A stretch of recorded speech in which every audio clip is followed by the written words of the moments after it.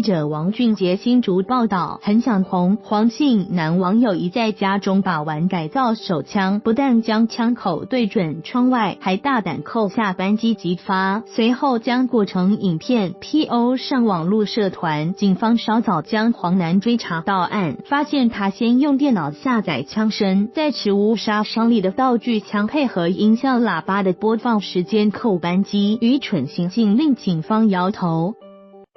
黄男在脸书社团黑色豪门企业上传他的试枪影片，还 PO 文写下自己改。画面中，他的桌上摆有一把银色手枪，旁边还有装满子弹的弹夹。只见他将弹夹装好，随后送上枪机，走向窗户，用枪指着窗外，随后扣下扳机，轰天巨响划破宁静夜空。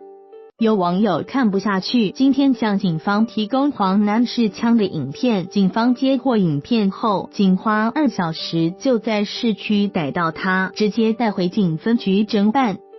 警方指出，黄男此举只是为了好玩，他所持的枪支只是道具枪，没有杀伤力，枪声是先用电脑录制好，再配合道具枪扣扳机的时间播出，营造出改造手枪对窗外击发的错觉。全案讯后已将黄男依违反社会秩序维护法法办。